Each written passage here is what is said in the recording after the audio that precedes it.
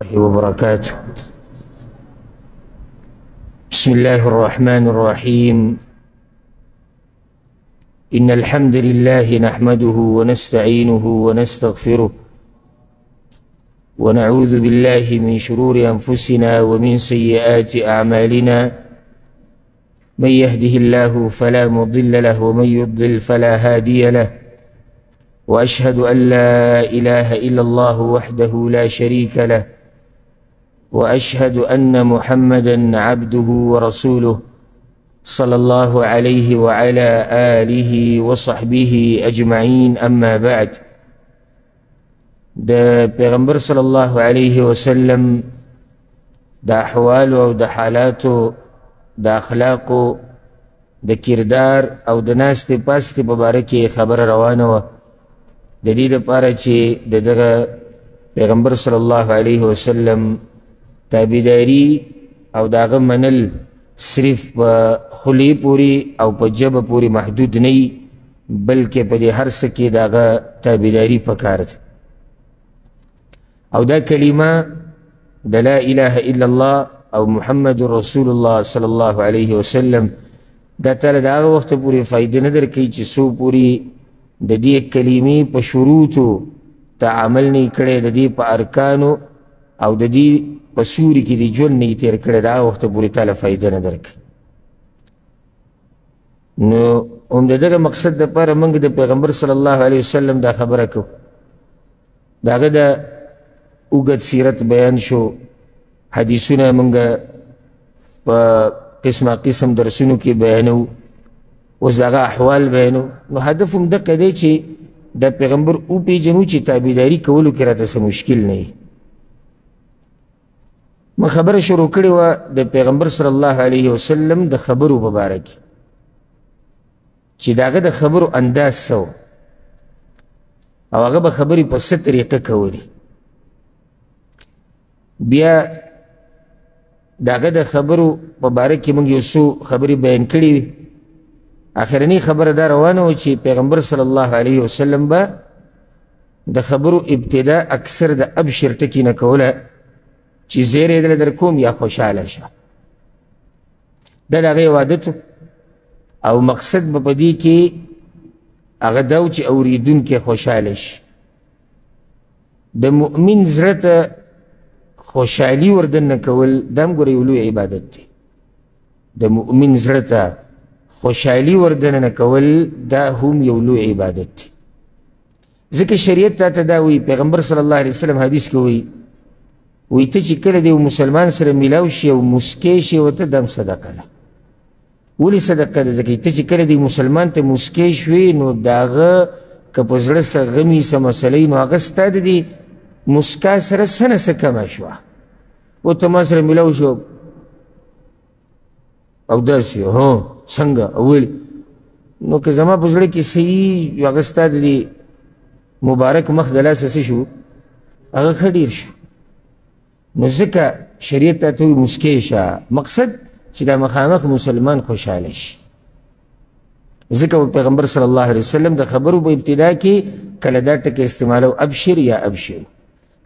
بل خبر منگ شروع کرده و بمنز کرانه پاتی شوی و آغا دا چی پیغمبر صلی اللہ علیہ وسلم با کل نا کل دیو خبری دا پارا تمہید یا خودو، یعنی کل با خبری تا ڈاریک نو ورننو تو بلکہ پا ابتدا کے بے دا سی سا خبری اکڑی چی دا خلق بے متوجی کروزانتن و بیا بے مقصدی خبر اکڑا. او دا اخیار سڑی کاری، اخیار سڑی دی دا خبرو نا پیجن دے کی گا. و ما پا تیرشوی درس کے پدے بانی اگده خبر کولو بیا ورنظم ما تاو صدا خبر ذکر کردی و چی دا یاد کا ستا خبری ستا دا عقل ترجمانی کئی، ستا خبری ستا دا عقل ترجمانی کئی. سمر بے عقل او سمر عقل منی دا ستا دا خبرو نا پتہ لکی. اخیار او عقل من سڑے یوزی کی جو دا پتہ چیر دا خلق دے خبری تا نمتوجہ کی گی یا دا ڈائریک خبر مناسب ندا نو دے مناسب تمہید کی دی یو خبر شروع کی پا طریقہ بیا ورنن اوزی اخبر خبریت. لکہ زب پہلا مثال درکن دا پیغمبر صلی اللہ علیہ وسلم دا جون دا حدیث تے پا صحیح بخاری صحیح مسلم کی دا عبداللہ بن عباس رضی اللہ عنہما وی کل چی اللہ دا آیت نازل کو وَأَنذِرْ عَشِيرَتَكَ الْأَقْرَبِينَ اے پیغمبرہ دا نږدې خپلوان اول ویروه. لکه چې داعي به شروع د کوم ځای نه کوي؟ د خپل کور نه، د خپلوانو نه. نو کله چې اوله کې دا وحي راله پیغمبر صلی الله علیه وسلم باندې، نو مکه کې دا آیت نازل شو، سورة الشعراء کې شتي ای پیغمبره ته دا نږدې خپلوان ویروه. شروع د دوی نه وکړه. وجه دا ده که په دې خپلوانو، یو خو د دې خپلوانو په تا ذمواري او حق د دې پردو نه زیات دی، دې تا ته نږدې دي. دویم، که په دوی کې د ملګری پیدا کړو نو مخکې ته کار اسانېږي. که په دې خپلوانو کې د ملګری پیدا کړو نو مخکې تا ته کار، دعوت، دینداري هغه اسانېږي. د الله به توفیق سره وایي کله چې د آیت نازل شو پیغمبر صلی الله علیه وسلم لاړ د صفا د غونډۍ یا د غر ته وروختو، صفا مروه دې کې د یو طرف صفا چې ورته وایي، او هلته چغه وویله یا صباحا. دا د عربو عادتو چې کله به څوک را جمع کول که نه، نو په دنګ ځي باندې به یې دا چغه وویله یا صباحا، خلک به ټول را جمع شو چې غټه مسله ده. نو پیغمبر صلی الله علیه وسلم چې کله دا آواز وکړو نو هغوی من هذا الذي یهتف، دا څوک چغې وایي څه چلې؟ چا ووایي محمد صلی الله علیه وسلم د آواز کې رالو، ټول را جمع شو چې یاره دا په دنګ ځي باندې چې د هغوی په وخت کې به چا دا یا صباحا ټکی وایي، نو مطلب مسله اهمه ده. پیغمبر صلی الله علیه وسلم شروع وکړه. اوس ګوره ډایرکټ خبرې له نه ورځي، ځکه چې مخامخ چې کوم قوم دی دا جاهلان دي، دوی کې متعصبه دي، دوی کې قسمه قسم خلق دي. اوس ته ودرې دعوت شروع کوې یو قوم ته، هغو کې بېدیني عامه، ډایرکټ شروع کار به ښه وران کړي، جوړ به یې دومره نه کړي. نو پیغمبر صلی الله علیه وسلم وی یا بنی فلان یا بنی فلان یا بنی فلان، دا خاندانونه یې ذکر کول. قریش غټه قبیله ده، بیا په کې دننه شاخونه دي، خاندانونه دي ځان. یا بنی عبد مناف یا بنی عبد المطلب، دا یې پکې خپل ذکر کړو. ټول را جمع شو. یاره څه مسله ده، خو د ټول خاندانونه را وغوښتو. چې را جمع شو هغو ته یې څه وی ارأیتکم لو اخبرتکم ان خیلا تخرج بصفح هذا الجبل، که زه اوس تاسو ته دا خبر درکم چې دا کوم غر باندې چې زه ولاړ یم، د دې غر نه شاته یو لښکر دی تريد ان تغیر علیکم، دا لښکر په تاسو باندې حمله کول غواړي. اکنتم مصدقیه، تاسو زما خبر ومنئ؟ هغو ته نعم، ولې به یې نه منو؟ ما جربنا علیک کذبا، موږ ته دروغجن نه یې موندلی چېرته، تا نه موږ سره دروغ ویلي دي، نه ته د دروغو باندې خبره باندې مشهور یې، نه ستا کردار داسې دی. پیغمبر صلی الله علیه وسلم ورته ویل فإني نذیر لکم بین یدی عذاب شدید، چې زه تاسو دروغ نه یم، نو بیا دا یاده کوئ زه ګورې د یو سخت او دردناک عذاب نه تاسو یرومه. دعوت یې ول ورکړو، د لا اله الا الله طرف ته راوبله. ابو لهب پکې هم ولاړو، د پیغمبر صلی الله علیه وسلم خپل تره، هغه وی تبا لکه، تباشي اما جمعتنا الا لهذا، نو دې خبرې لپاره دې موږ را جمع کړو، دا څه خبره وه چې تا موږ دومره را جمع کړو؟ مقصدي خبره دلته څه و دې حدیث کې؟ پیغمبر صلی الله علیه وسلم ډایرکټ نه دی ورننوتی. ګوره هغوی ذهن یې تیار کړو، تاسو به وایي زما ومنئ، حجت یې پرې قایم کړو. ګوره څه ناشنا حجت یې پرې قایم کړو. هغوی یو ته دروغجن خو نه، نو دا دومره کمعقل دی چې دروغجن نه دی، نو بیا دې کوله ولې نه منئ؟ تاسو به خپله ووایئ چې ته دروغجن نه یې، موږ ته دروغجن نه یې موندلی، نو چې دروغجن هم نه دی موندلی، نو بیا خو دا خبره رښتیا ده چې د عبادت حقدار یوازې الله دی، او دی د الله له طرف نه پیغمبر دی. دا یو مثال په دې چې پیغمبر صلی الله علیه وسلم به کله خبرې دپاره تمهید کېښود. هسې دې حدیث کې خو فایدې ډېرې دي، خو زما دا زړه نه غواړي چې زه تاسو ته یو حدیث بیان کړم او هغې کې یو اهمه فایده هغه بیان نه کړم، مخکې لاړ شم. حدیث کې یو غټه فایده چې زما ذهن ته راله هغه دا چې داعي او عالم چې دعوت کوي که نه، د ده چې څو پورې سیرت او کردار اعلا او اوچت نه وي، دی په خلکو باندې د دعوت اثر نه کوي. دا کوم ځای کې دي؟ هغوی تاسې دروغ نه دي ویلي. داعي عالم دی به په بدو صفاتو په معاشره کې نه مشهور، د ده به سپین سپا کرداري، نه د چا سره ظلم، نه د چا سره دوکې، نه دروغ، نه فحاشي، نه بیدیني، نه حرام خوري. اهله به بیا د ده خبره په نورو باندې اثر کوي. او څومره چې یو عالم په خپله خبره باندې عمل کوي دومره د هغه په خبره باندې خلک عمل کوي. ولې الله ولې اثر چې د یو عالم په خبره کې؟ ځکه چې دی مخلص دی چې څه بیانوي دی په خپله دا عملي کوي، رب العالمین د هغه په خبره کې بیا اثر اچولی. نو چې بل چاته بیانوي د هغه زړه ته ما خبره کوزېږي. دې کې یو بله اهمه فایده، لکه دا بعض خلک راشي موږ ته وایي که نه، وی ما قرآن او حدیث باندې عمل او په دې منهج باندې مې عمل شروع کو، تره راته دا ووي او ماما راته دا ووي او کاکا راته دا ووي او حوصله وبېلې. ګوره کله نه کله به ستا یو نږدې خپلوان ستا لوی دشمن وي، خو د دې د لاسه به ته د دیندارۍ نه شاته کېږي. دلیل پې څه دی؟ ابو لهب، یعنې نور چا دومره څه ونه وي څومره چې ابو لهب ووي، د ټولو به مخکې خپل وراره ته یې دا ووي، وی تباه شي دې دپاره دې موږ را جمع کړي. نو زړه غټ ساته، کله نه کله به سره ښه نږدې خپلوان دشمني کوي او ته به حوصله نه بېرې، او دا خو جي زموږ تره دی او دا خو جي پلار. کله به د پلار ګورې ستا او د حق په منځ کې دیوال ګرځي، کله به د مور ستا او د حق په منځ کې دیوال ګرځي. خو ته به داسې نه کوې چې د چا دپاره حق پرېږدي، ځکه چې د رب العالمین حق په موږ باندې د هر چا د حق نه زیات دی. په دې کې چې پیغمبر صلی الله علیه وسلم به تمهید یې ښودو، په دې کې به یو بل مثال ذکر کړم او هغې باندې ما نږدې درس کې خبره کړې وه، هغه واقعه ته پوره نه بیانوم. هغه مشهور حدیث دی کوم چې امام بخاري امام مسلم راوړی، کله چې پیغمبر صلی الله علیه وسلم د حنین هغه غنیمتونه تقسیمول، سم ذهن کې رالو؟ نو څه چل شوی؟ بعضو انصارو دا خبره کړې وي خپلواني مخکې کو، قریشي مخکې کو. پیغمبر صلی الله علیه وسلم ته چې دا خبره ورسېده انصار یې را جمع کړو. ګوره ډایرکټ ورته ونه وي چې دا کار پیغمبر صلی الله علیه وسلم ولې وکړو، ډایرکټ ورته نه دي ویلي. او ولې ورته دا وی تاسو ګمراهان نه وئ، زما د لاسه الله هدایت درکړو. تاسو په ډلو کې تقسیم نه وئ، زما د لاسه الله یو کړئ. تاسو غریبانان نه وئ، الله زما د لاسه مالداره کړئ. هغوی به ژړل او دقه به وي الله ورسوله امن، احسان د الله او د الله د رسول دی. بیا ورته پیغمبر صلی الله علیه وسلم تاسو جواب ولې نه راکوئ؟ هغوی به وي یا رسول الله موږ څه جواب درکړو، احسان د الله او د الله د پیغمبر دی، موږ به څه خبره کوو. پیغمبر صلی الله علیه وسلم ورته وي تاسو جواب راکولی شئ، تاسو داسې ویلی شئ، داسې ویلی شئ، داسې ویلی شئ. هغه څو څو ځایونو کې ما هغه حدیث بیان کړی.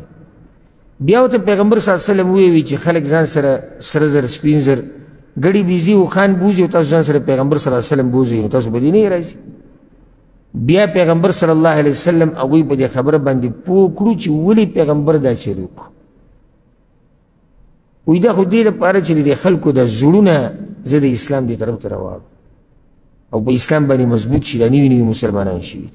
دې کې ګوره پیغمبر صلی الله علیه وسلم دوه مقدمې یې ښودي دي دې خبرې لپاره، ډایرکټ خبرې نه دی ورغلی. یوه هغوی ته د الله نعمتونه رعایت کړي دي چې تاسو داسې مه وایئ، دغه سوچ مه کوئ تاسو ته څه نه دي میلاو شوي، د تاسو باندې د الله څومره لوی احسان دی د اسلام چې درکړی. دا پیغمبر چې ستاسو منځ کې اوسېږي دا وړه خبره، تاسو چا پېژندئ نه، خو دغه الله د دین د لاسه تاسو خلکو وپېژندئ. تاسو غریبانان وئ خو د الله د دین د لاسه مالداره شوئ، بېدینه وئ د الله د دین د لاسه تاسو دینداره شوئ. یو بل وجل د یو بل وینې مسکلې خو د الله د دین د لاسه یو ځای شوئ که یو په دې خبره باندې پوه کړو چې ګوره د الله لوی احسانات دي په تاسو باندې. نو دویم بیا ورته دا مو وي، دا ورته ور یاد کړو چې تاسو هم د اسلام دپاره ډېرې قربانیانې ورکړې دي. دا خبره ورته مو ور یاده کړه. هسې که زه تاسو نه دا سوال وکړم چې دې خبرې ته څه ضرورت دی چې پیغمبر هغوی ته د هغوی قربانیانې را یادولې؟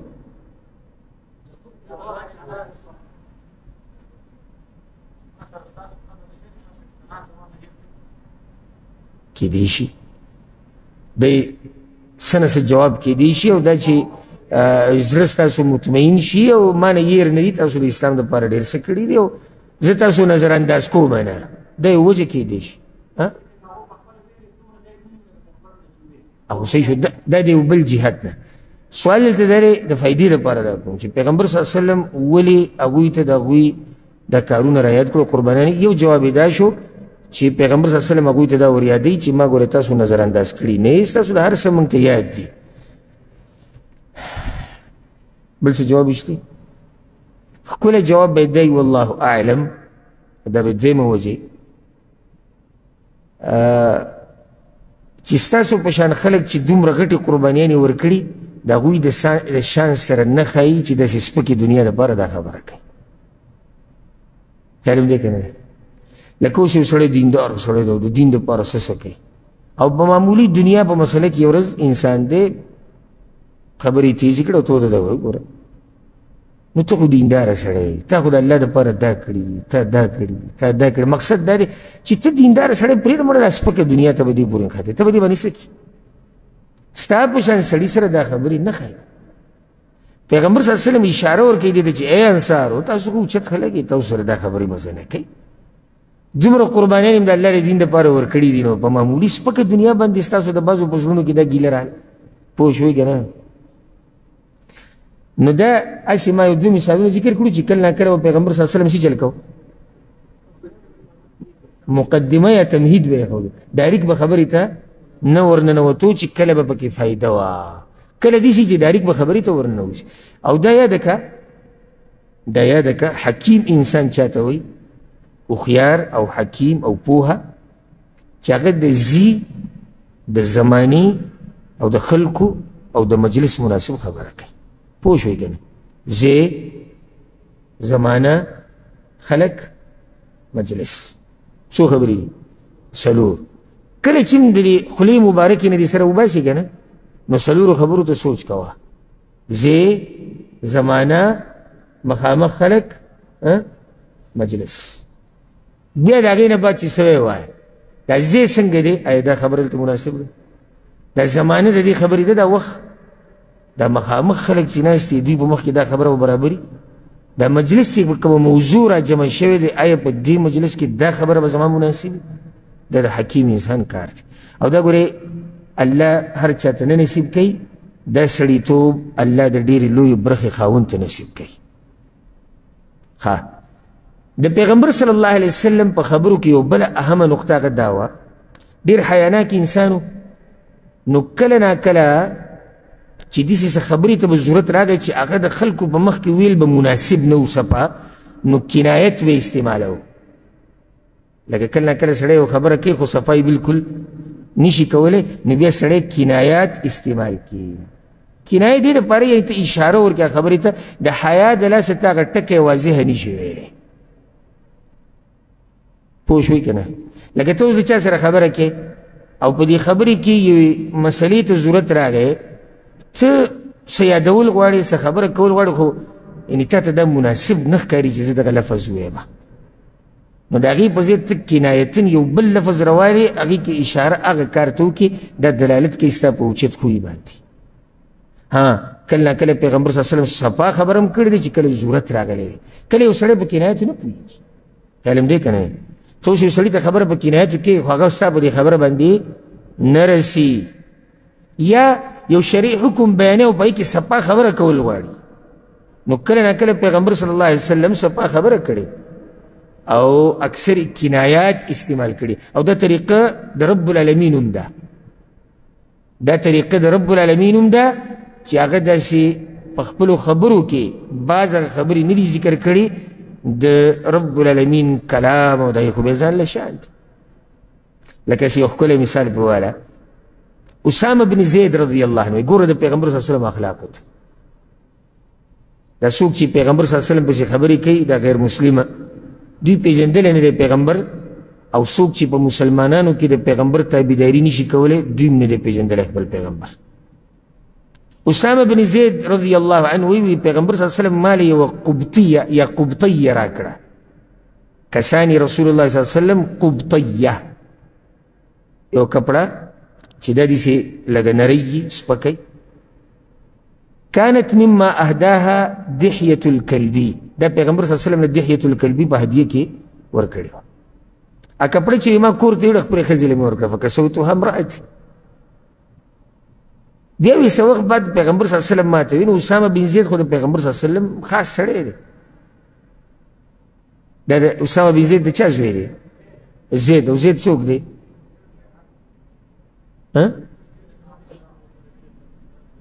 نه خلکو به ورته د پیغمبر صلی الله علیه وسلم زوی وي. اسامه بن زید نو دا خپل سړی دی نو پیغمبر صلی الله علیه وسلم ورته یو ورځ وویل ما لکه لم تلبس القبطیه یا القبطیه. قبطیه ما لك لم تلبس القبطیه، او د دې قبطیه تا په زیر سره به برابري انشاءالله. وی هغه قبطیه ته نه دا اچولې، یعنې کپړې ورته رایاده کړې چې ما ورته در کړې، خو بیا ما چې د هغه کپړې کې ونه لیدي، او دا حدیث امام احمد راوړی. هغه وایي چې یا رسول الله کسوتها امرأتي، یا کپړه خو ما خپلې ښځې له ورکړې. نو پیغمبر صلی الله علیه وسلم وایي مرها فلتجعل تحتها غلاله، خپلې ښځې ته ووایه چې دغه کپړې لاندې بیا یو بله کپړه استعمالوي. لکه کله ناکله زنانه که خیال هم کړی چې نرۍ کپړې نه کپړه جوړه کړي، نو لاندې چې بیا یو بله کپړه هم جوړه کړي. نو فلتجعل تحتها غلاله، غلاله دې ته لاندې ورچوي.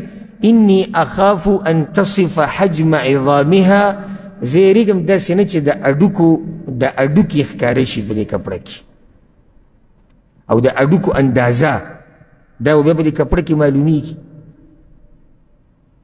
دې کې پیغمبر صلی الله علیه وسلم څه چلو، تاسو به څه پوه شو څه کنایه استعمال.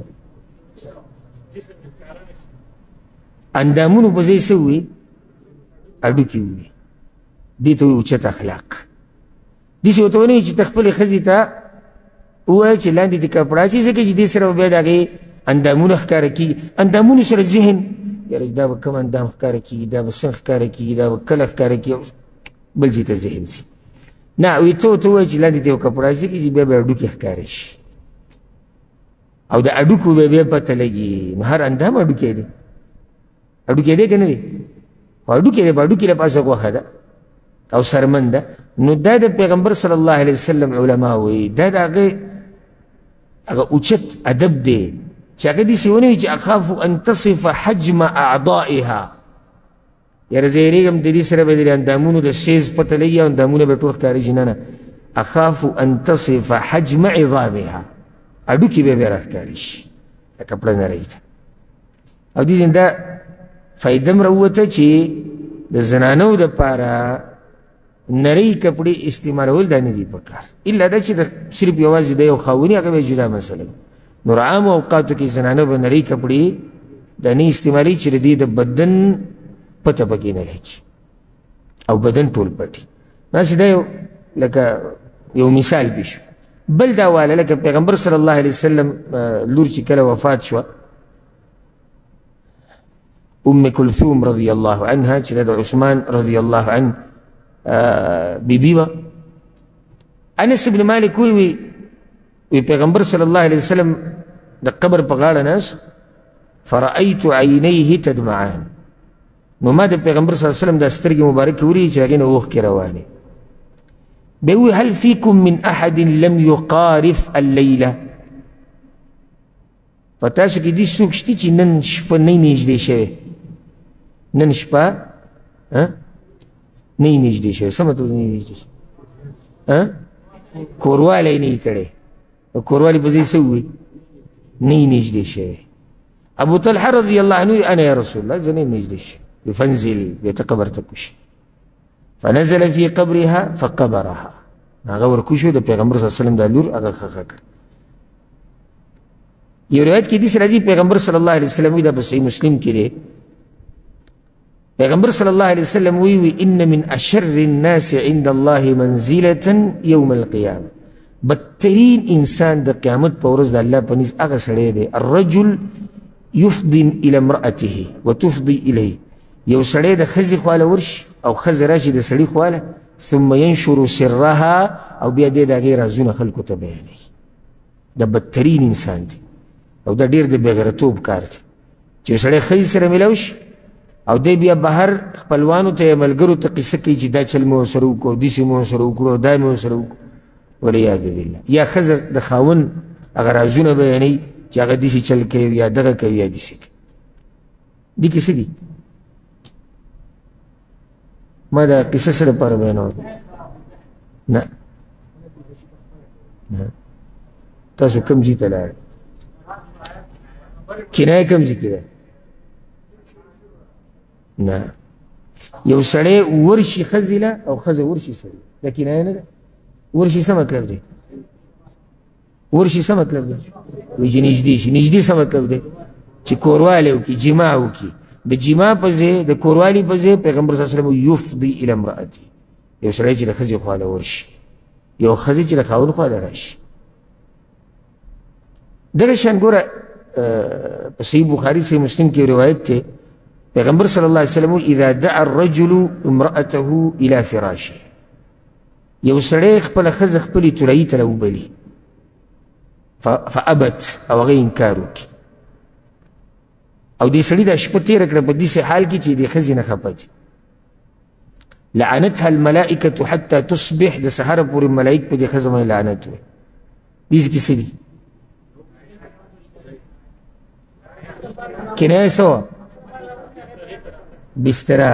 بارک الله فیک. یو سړی ښځه راوبلي بسترې ته، تولایي ته، معنی دا چې یو سړی خپلې ښځې ته د کوروالي ووایي. او دلته پیغمبر صلی الله علیه وسلم کنایه د جماع نه دا استعمال کړه الفراش، تولایي او بستره. دا د پیغمبر صلی الله علیه وسلم هغه اوچت اخلاق دي، دا هغه یعنی هغه درون خوی دی چې هغه دا قسمه خبرې اکثر کرایاتو کې کوي. ها کله نه کله پیغمبر صلی الله علیه وسلم واضحه خبره کړې ده، خو ما تاسو ته چې هغه کله ضرورت را پېښ شوی دی نو بیا ښه صفا خبره کړې ده. یو پیر پیغمبر صلی الله علیه وسلم دلته هم کنایه استعمال کړې ده په هغه خبره کې چې سړي له حیا ورځي ویلی نه شي. لکه عایشه رضی الله عنها وایي، و یو ښځه پیغمبر صلی الله علیه وسلم پسې راغله، یا رسول الله چې یو زنانه د حیض نه صفا شي او بیا غسل کوي، نو دا به څنګه غسل کوي؟ ګوره په دین زده کولو کې حیا نه ده پکار، دا زنانه اوس دا تپوس کوي. نو پیغمبر صلی الله علیه وسلم ورته خذي فرصة من مسک فتطهري بها. پیغمبر صلی الله علیه وسلم ورته ګوره مالوچو باندې به مسک ولګوي یا مشک خوشبو، او بس په هغې ځان پاک. په هغې ځان پاک که معنی ده چې د وینې کوم ځایونه دي په دغه ځای باندې دا مالوچ کېده چې دغه ځای صفا شي، ګندګي به نوره نه وي. هغې وی کیف اتطهر، دا اوس پوه نه شو چې یعنې په مالوچو باندې خوشبو لګول بیا په هغې ځان صفا کول، دا پوه نه شو. وی کیف اتطهر، نو په هغې به ځان څنګه پاک کوم؟ پیغمبر صلی الله علیه وسلم ورته تطهري بها، او به ځان به پاک کړ. دا اوس حیا ده، یعنی هغه خبره نشي کولی د حیا د لاسه. هغې وی بیا وی کیف، څنګه؟ پیغمبر صلی الله علیه وسلم ورته سبحان الله تطهري، تعجب وکړو، سبحان الله کو ځان به پاک کړ. عائشه رضی الله عنها وی فاجتذبتها الی، ښځه ما راښکو د خپلې کوټې ته رادننه مې کړ. یو روایت کې راځي ما ورته وایي چې موږ ولې شرمې؟ وی بیا ورته ما هغه طریقه ټوله وښوه چې تتبعي بها اثر الدم. د پیغمبر صلی الله علیه وسلم مطلب دا دی چې دغه مالوچو باندې بیا هغه ځای صفا کړه کوم ځای باندې چې وینه لګېدلې. اوس دې کې پیغمبر صلی الله علیه وسلم د حیا د لاسه هغې ته دا وضاحت پوره نشي کولی، خو ځان پرې صفا کړه. او بیا دا د صحابه کرامو هم دا طریقه وه، دا د هغه د مدرسې نه فارغه دي، د هغې شاګردان دي. زه صرف د صحابه کرامو د ژوند نه یو مثال در کوم لکه چې دا موضوع ډېره اوږده ده د پیغمبر صلی الله علیه وسلم د خبرو ده. لکه د عایشه رضی الله عنها مشهور روایت دی او په صحیح بخاري صحیح مسلم کې دی چې هغه حج له لاړه. حج له چې کله هغه لاړه نو پیغمبر صلی الله علیه وسلم بیا دا ووایي په منځ کې، وایي چې چا ځان سره څاروی نه یې راوستی نو هغه دې عمره وکړي، احرام دې کوله وکړي، یعنی دی به حج تمتع وکړي. او چا چې ځان سره څاروی راوستی نو عمرې چې کله وکړه یا طواف یې چې اوله کې وکړو او صفا مروه، دی به احرام نه کولاوي، دی به کوم حج کوي؟ حج قران. نو عایشه رضی الله عنها ډېره غم کې وه. ولې په غم کې وه؟ نه نو غم د څه و؟ عمره رانه پاتې شوه، ځکه چې دغه کسانو د کومو چې احرام د عمرې نه بعد لرې کړو، خو عمرې وکړه که نه بیا به حج هم کوي. اوس د دې دا زړه کېږي چې ما هم عمره کړی دی، خو هلته په هغې باندې بیماري راغلې ده. نو هغې ژړل، فدخل علی رسول الله صلی الله علیه وسلم وانا ابکی، پیغمبر صلی الله علیه وسلم راغی ما ژړل. وی ما ته وی چې ما یبکیکی یا هنتا، پلانې ولې ژاړي؟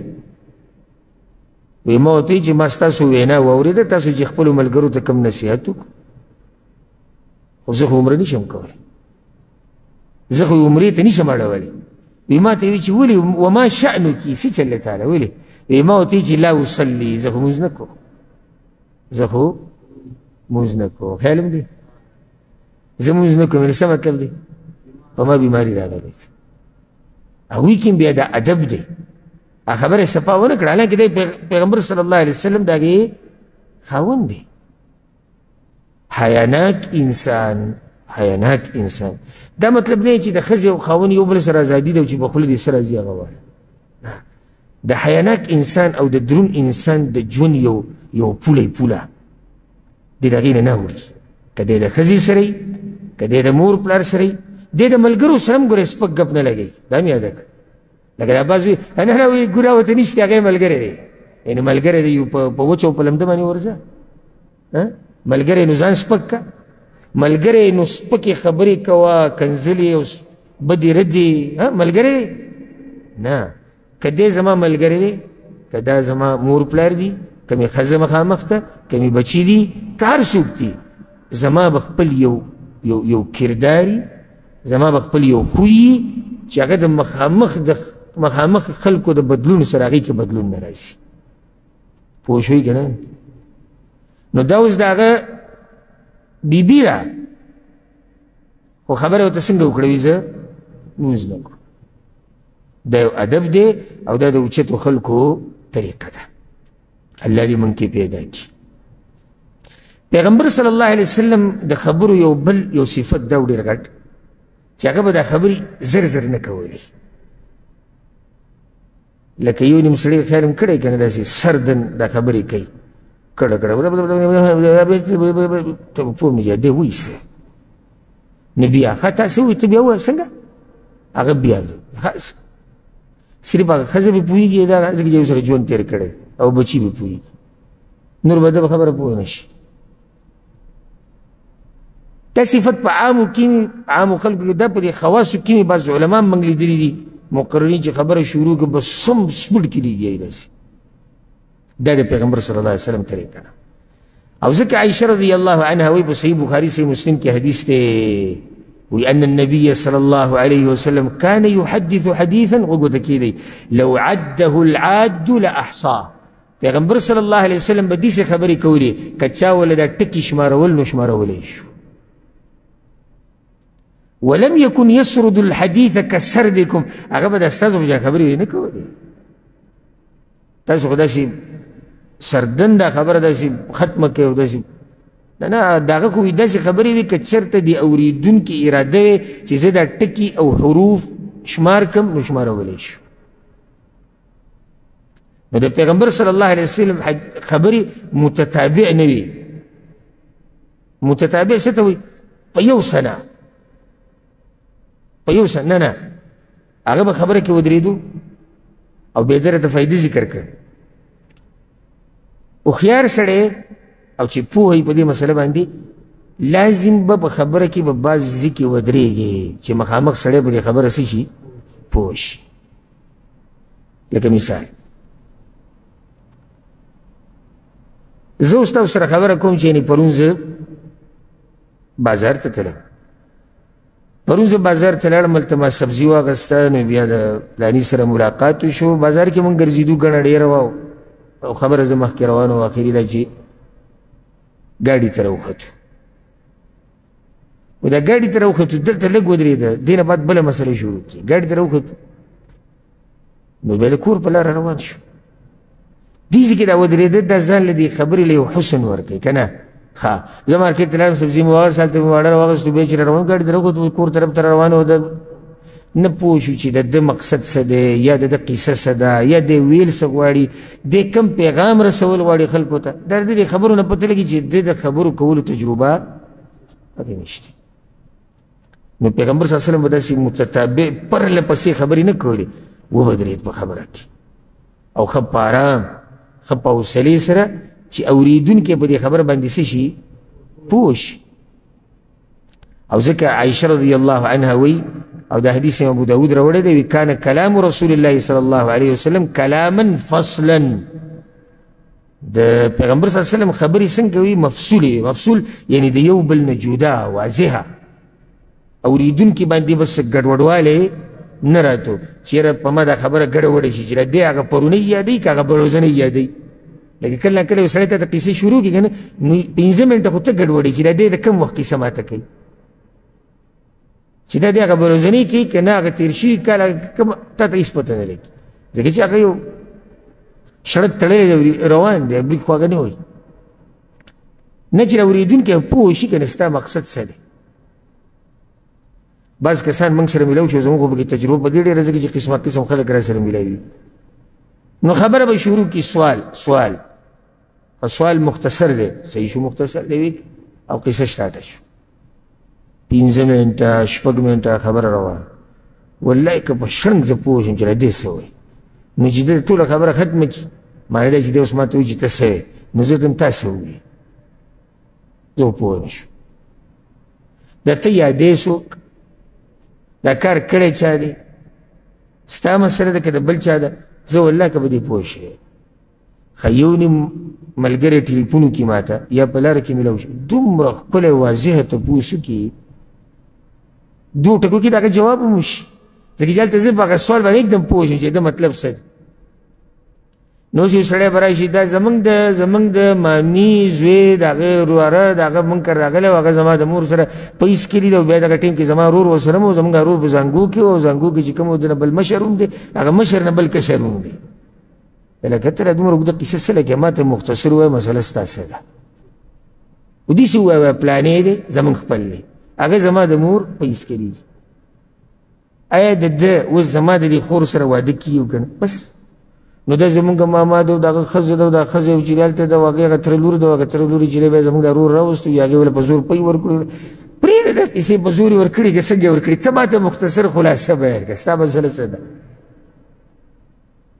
نو دا د بعضو خلکو عادت او دا طریقه وله نه ورځي تعبیر طریقه زده کوي دا چل د پیغمبر صلی الله علیه وسلم نه چې د هغه خبرې به جدا جدا وي او ځکه ځکه روایت کې عایشه رضی الله عنها څه وایي یفهمه کل من سمعه چا چې به هم د پیغمبر صلی الله علیه وسلم خبره اورېده هغه به پوهېده بانډچیان به د پیغمبر صلی الله علیه وسلم په مجلس کې ناست وي که نه به بانډچیان هغه جاهل هغه بدوان هغه به داسې پوه شو ښه به خوشحال ځکه چې هلته د هغه خبرې څه وي هغه واضحې وي یو حدیث کې داسې هم راځي جابر بن عبدالله رضی الله عنهما وی کان فی کلام رسول الله صلی الله علیه وسلم ترتیل او ترسیل د پیغمبر صلی الله علیه وسلم په خبرو کې ترتیل او ترتیل دا ترتیل په عربۍ کې تمهل ته وایي یعنی رو به دا خبرې کوي داسې په سپیډ کې به نه ولیږي چې بس एकदम خبره ختموي پوه شوې که نه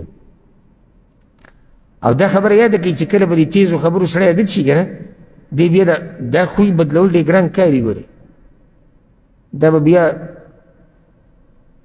ترقي پکې کېږي ښه تیزېږي نو چې کله د عمر ډېر شو نو بیا به دې په خبرو بلکل څوک نه پوهېږي پوه شوې که نه نو که د اوس نه دې لږ طریقه برابري ځکه چې کله چې انسان بوډا شي د اواز غټ شي او سړی به داسې خاص پوهېږي نو چې بیا دا خبرې ورسره هم داسې تیزې تیزې ته به دې عادت شوی بیا به بلکل څوک نه پوهېږي دی څه وایي نو خبره چې کې په طریقې کوه ښه په حوصله ښه په سوچ او سمج الفاظ ته څه استعمالوي څه نه استعمالوي دې ته ګوره ښه د پیغمبر صلی الله علیه وسلم یو طریقه دا وه که نه چې کله به ضرورت راغی اواز اوچتولو ته اواز به اوچتو لکه د یو نیم سړي سره چې خبرې کوې لکه ته څه وې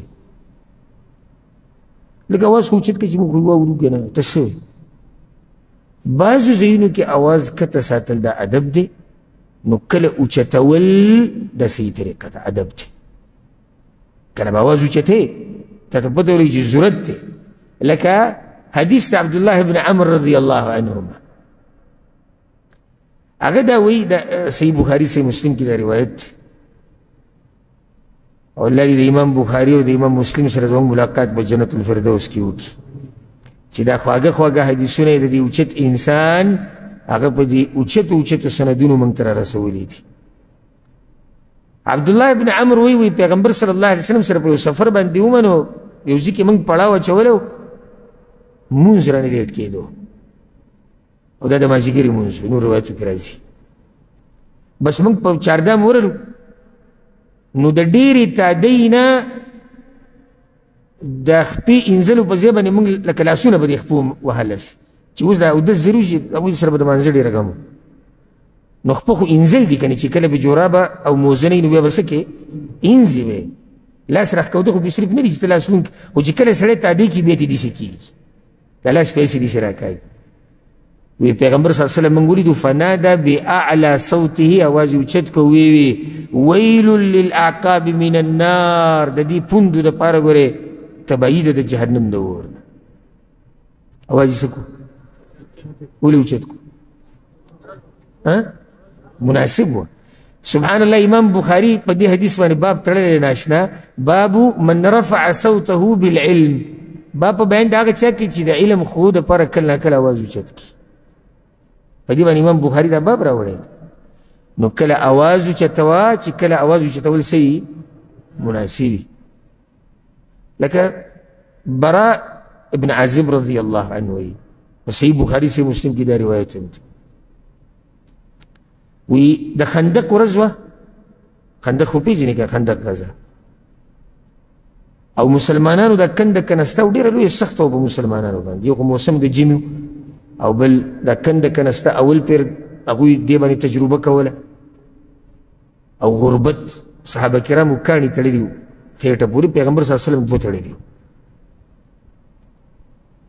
وی پیغمبر صلی الله علیه وسلم مې ولیدو وهو ینقل التراب او هغه په خپله لګیا او خاورې د ملګرو سره وړه حتی وار التراب شعر صدره د سینې د ویښتې په دې خاورو په دې خاورې سره خړ شوي وو د سینې د ویښته نه د هغه په دې سینه کې د پیغمبر صلی الله علیه وسلم په دې مبارکه سینه کې داسې یو کرښه وه د ویښتو هغه باندې ډېر ویښته نه وو په سینه یو کرښه وه دا ویښته چې کوم د سینې دا دي دا ښکارېدو دا بره نو ما ولیدو چې د سینې د ویښته دا د دې خاورو د دوړه پې لګېدلې ده نو هغه هم خړ شوي دي او وی دا اشعار پیغمبر صلی الله علیه وسلم وی په زوره زوره یرفع بها صوته دا خاوره به وړه او دا به وی اللهم لولا انت ما اهتدینا ولا تصدقنا ولا صلینا یا الله که ته نه وې موږ ته به هدایت نه وې میلاو شوی نه به موږ صدقې ورکړی نه به موږ منځونه کړی وې فانزلا سکینة علینا وثبت الاقدام الا قینا یا الله زموږ دې زړونو ته سکون راورسوه او که چېرته دشمن سره مخامخ شو نو یا الله زموږ د خپې مضبوطي که ان الاعداء قد بغوا علینا اذا ارادوا فتنة ابینا یا الله دشمنانو زیاتې کړی دی په موږ باندې زموږ په دې یعنې علاقه باندې حمله کوي راځي او که هغوی زموږ نه څه فتنه غواړي او غواړي چې د دیندارۍ کې موږ کمزورتیا راولي نو موږ د دې نه انکار کوو د دین باندې به موږ د مرګه پورې دا اشعار پیغمبر صلی الله علیه وسلم وی اواز یې پې اوچت کړی و ولې پې اواز اوچت کړی و ضرورت وي چې د ملګرو د جذبه څه شي ډېره شي خواږه خواږه اشعار دي نو په زوره لګیا و یا الله که تا هدایت نه وی کړی نو موږ ته خو هېڅ هم نه میلاوي نه به موږ مونځ کړی وی نه به روژه وی نه به زکات پیغمبر صلی الله علیه وسلم ګورې خطبې په دوران کې هم کله نه کله اواز اوچته او ځکه حدیث کې راځي د امام مسلم روایت ته جابر رضی الله عنه وی پیغمبر صلی الله علیه وسلم چې به کله خطبه کوله احمرت عیناه سترګې به یې سرې شوې وعلى صوته اواز به اوچت شو واشتد غضبه او غصه به زیاته شوه حتی کأنه منذر جیش داسې به ښکارېدو لکه موږ چې د یو لښکر نه یری چې په موږ باندې څوک حمله کوي دا خو دا فایده یاده کوي لکه بعضو مولیانو صرف دا ټوټه د حدیث یاده کړې ده یا دا حدیث یاد کړی چې پیغمبر صلی الله علیه وسلم به خطبه څنګه کوله اوچت اواز کې او سترګې به یې سرې دا یاده کوي هر وخت داسې نه وه بلکې دا خو واضحه ده چې مناسب نه دي چې هره خبره کې د اواز اوچت شي او د هرې خبرې سره د سترګې سرې شي او په دې باندې یو دلیل دا کیدی شي انشاءالله امام نسائی یو روایت راوړی په کې دا دي کان اذا ذکر الساعة احمرت وجنتاه وعلى صوته پیغمبر صلی الله علیه وسلم چې به کله د قیامت بحث کوو نو د سترګې به یې سرې شوې او دا نیمګي به یې سره شو ور قیامت بحث به نو اوس د دې سره دا مناسب دی که نه مناسب مناسب دی. نو طریقه دا شوه چې کله به یو ځي کې په تقریر کې په خطبه کې آواز اوچتول مناسب و نو پیغمبر صلی الله علیه وسلم به آواز اوچتو. او بعض مقررین او مولیان هغوی له دا طریقه نه ورځي چې په کوم ځای کې به آواز اوچتې او کوم ځای کې به آواز نه اوچتې. او دا ځان له یو فن دی چې الله یې چاته نصیب کړي. یو سړي سره به ښه ډېر علم خو طریقه د بیان د وضاحت دا به کمزوري، یو سړي سره به علم کم خو طریقه د بیان او د وضاحت به د هغه هغې نه ښایي. ځان له یو مهارت دی چې الله یې چاله ورکړي. نه اوس یو لکه یو سړی لګیا دی د مانځه مسایل بیانوي چې جومات ته راننوځي او امام په رکوع وي، که ته د امام په رکوع کې راګیر کړو رکعت دې کي که نه کي دا مسله بیانوي. کله چې تاسو جومات ته راننوځئ امام په رکوع کې دې ته ضرورت شته. بعضو مولیان دا تقریرونه ما اورېدلي دي که نه، ابتدا او انتها په چغه باندې. زما په زړه اوس ویځم چې د دا مرۍ به څومره درد کړي، څومره چغه ویلي دی. نو زما په زړه اوس ویځم چې د دا مرۍ خو به ډېر درد کړي، هره خبره کې چغه، هره خبره کې چغه. نه نه مناسب. اته اوس خلک یری چې د ګناهونو نه ځان لرې وساتئ، دا ګناهونه هم تباه کوي. او دې کې ستا اواز اوچت شو او غصه شوې او سترګې دې سرې شوې، مناسب دي که نه دي؟ مناسب دي. نو پیغمبر صلی الله علیه وسلم دې سم نه و چې بس په هر تقریر کې به هغه په تیزه لګیا. بل د پیغمبر صلی الله علیه وسلم په خبرو کې یو دا صفت لوی چې پیغمبر صلی الله علیه وسلم به خبره لنډه کوله او په یې کې معنا ډېره اوږده پرته وه. او ځکه هغه په خپله وایي پیغمبر صلی الله علیه وسلم په صحیح بخاري صحیح مسلم کې حدیث دی، وایي بعثت بجوامع الکلم، الله ماله جوامع الکلم را کړي دي. هغه خبرې چې ډېر سره جمع کوي. دا جوامع الکلم څه ته وایي؟ علما وایي جوامع الکلم دې ته وایي چې الله د هغه دپاره ډېر سره جمع کړي دي په لږ څه کې، او دې ته بلاغت او فصاحت وایي چې یو سړی خبره مختصر وکړي او معنی پکې صحیح ډېره پرته وي. دا د دې سړي په عقل دلالت کوي چې دا سړی څه دی؟ هوښیار سړی دی. خو دا هم هوښیارتوب دی چې کله به ته بیا دغه ډېرې خبرې واضحه بیانوې، خبره به اوږدې، مسله به وړئ خو ته به یې څه کړي؟ اوږده به یې کړي. ولې به اوږده کړي؟ چې دا خلک پوه شي. کله به داسې هم کې خو عامو اوقاتو کې به څه کې خبره به څه کې اوږدې به ربړ به دې جوړې، مختصر خبره کوه. او داسې خبره وکړه چې دننه پکې ډېرې خبرې پرتې. نو د پیغمبر صلی الله علیه وسلم په خبرو کې دا وه. لکه په دې یو ښکلی دلیل موږ د امام نووي رحمه الله په هغه څلوېښتو حدیثونو کې چې کله شرحه کوله دا حدیث راغلی، تاسو ته به ذهن ته راشي چې کله زه بیان کړم. په صحیح مسلم کې دا حدیث دی، ابو موسی اشعري رضی الله عنه وایي پیغمبر صلی الله علیه وسلم زه او معاذ موږ دواړه لېږلي وو یمن ته دعوت لپاره. او موږ ته دا وایي چې خلکو له دعوت ورکوي، خلکو له زیري ورکوي، خلک د دین نه مه متنفره کوئ، ویسرا ولا تعسرا، په خلکو اسانتیا جوړوئ، سختي به نه جوړوئ. ګورئ وایي ما ورته چې یا رسول الله افتنا فی شرابین، صحیح دی یا رسول الله، خو دوه قسمه عصیر او شربتونه په یمن کې جوړیږي، د هغې فتوا موږ له پکار ده. یو هلته شراب جوړیږي د ګبین، خلک اسکی به یمن کې مشهور دي. نو یو شراب جوړیږي د غنمو چې دا به حلالي او که نه به نو موږ لکه ځان پوه کوي. ځکه ته چې یو ځي له دعوت له ځي چې تا سره خو علم وي که نه چې راځه څه ویم او څه نه ویم. نو دی په خپله وایي، ابو موسی رضی الله عنه په خپله وایي او وایي پیغمبر صلی الله علیه وسلم له الله جوامع الکلم ورکړي. وګورئ یعنی په مختصر خبره کې به ډېر څه بیان کړو. وایي ما ته وی چې هر نشه ورکوونکی شی حرام دی. خبره ختمه کړه که نه؟ اوس که دا شراب د ګبین دی، که دا شراب د انګور دی، که دا د وربشو دی، که دا د غنمو دی، که دا مثال کې څه پاڼې استعمالیږي خلک یې خوري یا په څه طریقې استعمالوي، که دا هر شی دی خو ابو موسی لنډه یاده که چې هر نشه ورکوونکی شی څه دی حرام دی. دې ته جوامع الکلم وایي. پوه شوئ که نه؟ یعنی په مختصر خبره کې دله څومره مسلې را جمع کړي. اوس که یو سړی راشي تفصیل شروع کړي چې دا نسوار حرام دی، سیګریټ حرام دی، افیم حرام دی، هیروین حرام دی، آئس حرام دی، شراب د وربشو شراب غوډي کیا وایي. څومره غټ کتاب به ترې جوړ شي، څومره اوږد بیان به ترې جوړ شي. پیغمبر صلی الله علیه وسلم په دوو ټکو کې خبره ختمه کړه، وایي هر نشه ورکوونکی شی حرام دی. بعض علماو ګورئ درته فایده ذکر کوم، بعض علماو په دې عنوان کتابونه لیکلي دي، جوامع الکلمې پکې را جمع کړي. د پیغمبر صلی الله علیه وسلم هغه خبرې چې هغه مختصر دي او دی پکې ډېر څه. لکه په دې به زه تاسو سره صرف یو بل دلیل درکړم چې خبر رانه اوږدېږي نه، دلایل مې الحمدلله ډېر په ذهن کې دي. مشهور حدیث دی په صحیح بخاري سے مسلم کې دی.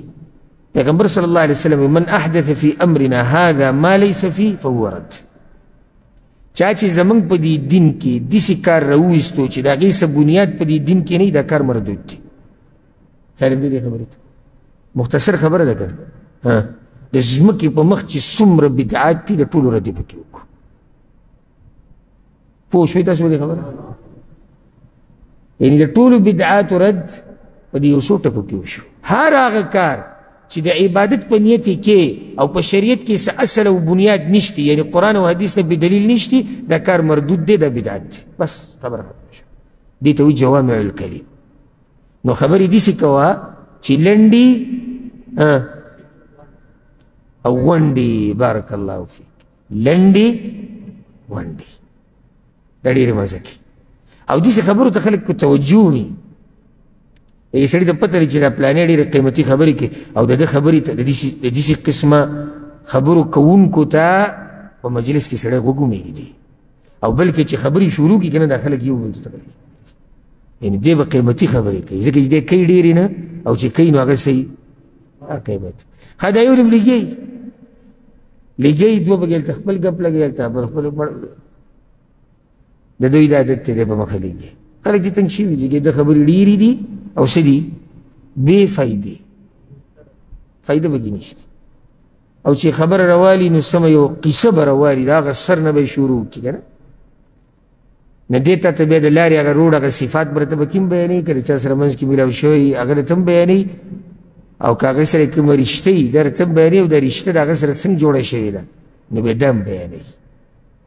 نه چې واپس خپل ځي له رارسي که نه او خپلې مسلې له، نو ستا دا دماغ به یې ګډو به یې کړی. نو الله دې موږ پوه کړي په دې باندې. کله نا کله به پیغمبر صلی الله علیه وسلم په خبره کې قسم د الله په نوم خوړو، دا هم د هغې یو طریقه وه د دې خبرې د تاکید یا د تعظیم دپاره چې راځي چې کومه خبره کوم دا معمولي نه ده، دې دپاره به قسم وکړو. او لازم نه دی چې ګوره سړی قسم دې دپاره خوري چې دا مخامخ سړی په یقین وکړي، دا مې یاده کړي. دا د عوامو مشوره کړې ده، قسم به صرف هله خوري چې څه کیسي یا څه مسلې، بس دې نه علاوه قسم نشي خوړی. دا خبره صحیح ده چې ډېر قسمونه به نه خوري، خو کله نا کله که قسم خوري بغیر د دې نه چې چاته خپل رښتینوالی ثابتې نو جایز دي، پیغمبر صلی الله علیه وسلم کړي دي. اوس صحابه کرام د پیغمبر صلی الله علیه وسلم خبره رښتینې مني که دروغجنې وګڼي؟ قسم ته ضرورت شته، بیا هم قسم خوري. ولې قسم خوري؟ تاکید دپاره چې ګوره دا خبره مضبوطه راونیسي، یا د تعظیم دپاره دا چې ته کومه کوم ګوره معمولي خبره نه ده. نو د پیغمبر صلی الله علیه وسلم د قسم د خوړلو بیا یو څو طریقې دي، هغه به ته زه ذکر کړم چې د خپل امام صلی الله علیه وسلم په باره کې ډېر څه وپېژنو. کله به هغه دا بلکې اکثر قسم به یې داسې خوړو، والذي نفسي بیدي، قسم مې دي په هغه رب باندې د چا په لاس کې چې زما سره دی. دا قسم به هغه ډېر استعمالو. لکه یو حدیث کې داسې راځي والذي نفسي بيده، قسم مې دي په هغه الله باندې چا په لاس کې زما سره. زه صرف یو حدیث به ذکر کوم، نور چې دا را جمع کول شروع کړي اکثر دغه قسم دغه شان. لقد هممت ان آمر بحطب فيحطب، زړه مې کېږي چې د لرګو د را جمع کولو امر وکړم او لرګي راوړی شي هغې ته اور ولګي. ثم آمر بالصلاة فيؤذن لها، او بیا امر وکم چې مانځه دپاره د اقامت وشي، او بیا په خپل ځي باندې یو سړی ور مخکې کړم چې زما په ځای جمع ورکړي، دې ته غوږ کېدی. او بیا یو سړي ته، دا حدیث هم په صحیح بخاري صحیح مسلم کې، بیا په خپل ځي باندې یو سړی مخکې کړم. نو یا رسول الله ته به څه کړي؟ دې باندې ګوره قسم خوړلی دی، والذي نفسي بيده. ثم اخالف الى رجال يتخلفون عنها، او بیا لاړ شم په هغه خلکو پسې چې منزله نه راځي. فاحرق عليهم بيوتهم، او د دوی د کورونه وسېزم که نه، زړه مې دکه غواړي. یو حدیث کې راځي که دا بچي په کور کې نه وی، دا ښځې نه وی که نه، نو چې د دوی د کورونو ته ما اور اچولی. بیا وی والذي نفسي بيده، په الله مې دې قسمي. بیا وی ښه ګوره، لو يعلم أحدهم أنه يجد عرقا سمينا أو مرماتين حسنتين لشهد العشاء. الله أكبر. پیغمبر صلی الله علیه وسلم که دوی کې د چاته ووایي که نه چې یو ځي کې اډوکې میلاویږي، اډوکې پروګرام دی او په هغې باندې دومره خوښ هم نه وي، او یا ورته ووایي چې د یو ګډ یا د بیزي هغه پانچې ورته وایي یا پایه ورته وایي د خپې، دا ګورې په دې ګډ کې چې پالتو شی دی، هسې زموږ د خلکو د ګډ شی جوړ کړی، نن موږ پایه پخ کړی، نن پانچې، دا خو په دې کې پالتو شی دی خو خوړی کېږي. پیغمبر صلی الله علیه وسلم که دوی کې د چاته ووایي که نه چې راشه دلته میلاویږي یو هډوکی چې په هغې باندې معمولي غوښه پرته ده، وایي په هغه الله مې د قسم د کم الله په لاس کې چې زما ستا د دغه هډوکي له به ټول را رواني، او بیا به وي د لمونځ هم کوي. نو دې ځي کې قسم خوړلی. ها یو ځي کې داسې ویلي فوالذي نفسي بيدي، په هغه الله مې د قسمي د چا په لاس کې چې زما ستا ده، لا يؤمن احدكم حتى اكون احب الیه من والده وولده. او دا حدیث امام بخاری راوړی، وی په الله مې د قسم چې په لاس کې زما ستا ده، تاسو کې یو سړی د هغه وخته پورې مسلمان نشي جوړېدی، مؤمن نشي جوړېدی چې څو پورې د خپل پلار سره، د مور سره، د بچو سره د محبت نه زیات محبت ما سره نه یې کړی. او په دې ما تاسو ته کې ډېر مثالونه دي، خو دا موږ صرف ستا ذهن ته دا در واچوله چې کله نه کله پیغمبر صلی الله علیه وسلم قسم څنګه خوړو. نه نه او صحیح شو، خوړو به کله نه کله به څنګه خوړو، والذي نفسي بيده، او دا د هغه اکثر قسم. ښه کله به یې داسې وي وایم الله، وایم الله، د اصل کې دی ایمن الله. نو بیا داسې استعمالیږي وایم الله، تقدیر دی ایم الله قسمی، یعنی قسم خورم د الله په نوم باندې، د عرب استعمالي وایم الله. پیغمبر صلی الله علیه وسلم داسې قسم وخوړلی، لکه حدیث کې راځي هغه مشهوره واقعه د بنو مخزوم د خاندان هغه زنانه چې وه، دا روایت امام بخاري امام مسلم راوړی. نو پیغمبر صلی الله علیه وسلم ته سفارش وشو که نه، غلا یې کړې وه چې لاس دې مه پرې کوه، یاد دې ته څه که نه. نو پیغمبر صلی الله علیه وسلم وایم الله، قسم مې دی په الله باندې، لو ان فاطمة بنت محمد سرقت لقطعت يدها، کچرته فاطمه رضی الله عنها چې لور د پیغمبر صلی الله علیه وسلم ده، کچرته دی غلا کړی و ما د دې هم لاس پرې کوه. نو دلته قسم خوړلی څنګه وایم الله. یو بل ځای کې هم قسم خوړلی داسې وایم الله باندې، دا په صحیح بخاري کې دا روایت دی. عبدالله بن عمر وایي چې پیغمبر صلی الله علیه وسلم څه کسان تیار کړي لېږلي، هغه بیماري کې کوم کې چې وفات شوی دی، نو چېرته یې لېږل دا کسان؟ د اسامه لښکر یې تیار رضی الله عنه، وایي هغه یې پې مشر کو. فطعن بعض الناس في امارته، بعضو کسانو ویل نو اسامه یې مشر کو. دومره لوی لوی صحابه کرام پکې شته، دا وړوکې ماشومې را باندې مشر کړی، تقریبا 18 کاله. 18 کالو سړی څه دی؟ لښکر مشر دی. زموږ هغه اوسه پورې د 15 هغه د چاکلیټونو نه، د ګیمونو نه، او خیر د ماشوم دی، وایي ماشوم دی.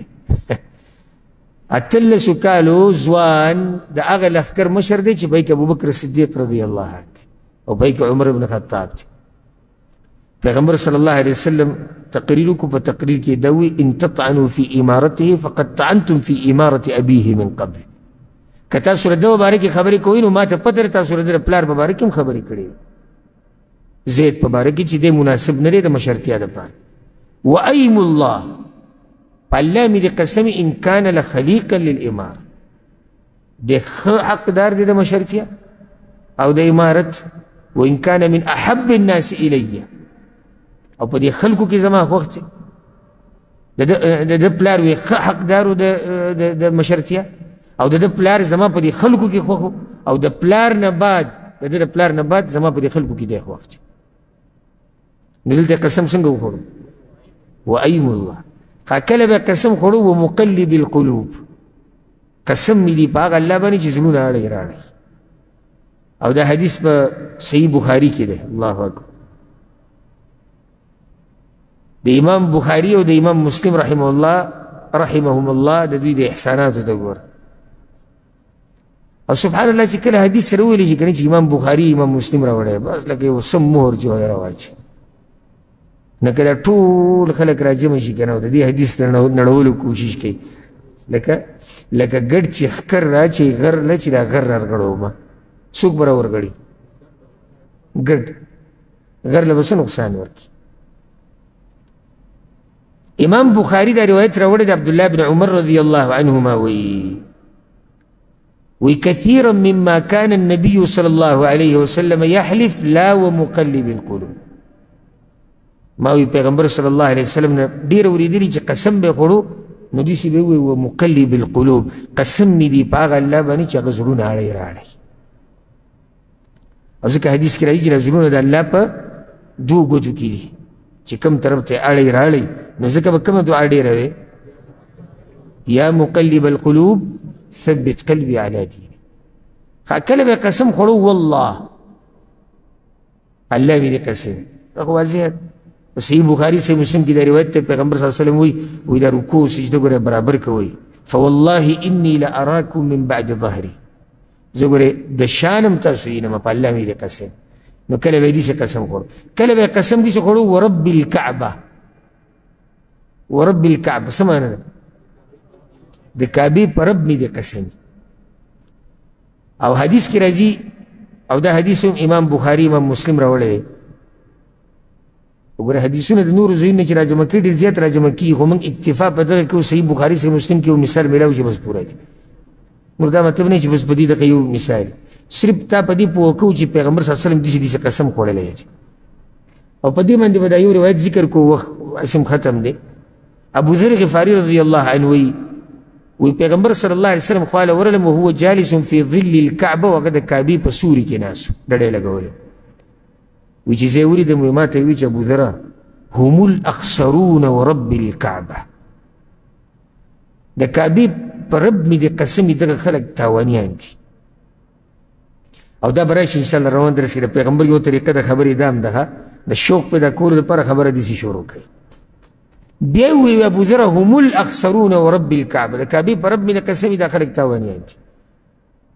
زه کېناستم دا خو محترم خلک و ادبناک ډېر څه ویلی نشو اوس غریب په سوچ کې دی چې دا څوک تاوانیان دي او پیغمبر صلی الله علیه وسلم داسې خبره وکړه که نه چې اورېدونکی به لازم تپوس کوي. رسول وی فلم اتقار ان قمتو بیا روي ځان مې ډېر راټینګ کو ونه شوه ودرېدم ویما چې یا رسول الله فداک ابي و امي ای د الله پیغمبره زما مور پلار دي په تاسو قرباني من هم دا څوک دي وی ما ته وی چې هم الاکثرون اموالا دا ډېرو مالونو والا تبه و برباد دي إلا من قال هكذا وهكذا وهكذا من بين يديه ومن خلفه وعن يمينه وعن شماله وقليل ما هم. ابو ذر إذا مالون ولا تبو برباد ها چې څوک یې دسې ولګوي دسې ولګوي دسې ولګوي دسې ولګوي او دا یاده که ابو ذر دا ګوره ډېر لږ دی را دسې چې لګوي ای څه مطلب دی دسې ولګوي دسې ولګوي دسې ولګوي هر ځای کې ولګوي هر د خیر کار کې ولګوي. دا مالداره کامیاب دي د دوی نه علاوه چې کوم مالداره دي هغه څه دي تاوانیان دي. مقصد دې کې څه و پس یې قسم وکړو څنګه وکړو ورب الکعبه. نو دا د پیغمبر صلی الله علیه وسلم یو طریقه وه. کله به داسې هم قسم خوړو والذي لا اله غیره، په هغه الله مې د قسم وي چې د هغه نه علاوه د عبادت حقدار څوک نشته. کله به داسې هم خوړو. نو خلاصه دا شوه چې پیغمبر صلی الله علیه وسلم به قسم هم خوړو د خبرې د تاکید دپاره یا د تعظیم دپاره، او دا قسم به هم په قسمه قسم طریقو سره خوړو د الله په نوم. په دې باندې به اکتفا وکړو او خبره بیا منځ کې پاتې شوه د پیغمبر صلی الله علیه وسلم د خبرو انداز او طریقه. دا به انشاءالله باقی چې کومې خبرې دي هغه پر روان نشست کې پوره کوو. الله سبحانه وتعالی دې موږ له توفیق راکړي د پیغمبر صلی الله علیه وسلم د تابعداري کولو. هذا والله اعلم وصلى الله وسلم على نبينا محمد وعلى آله وصحبه أجمعين.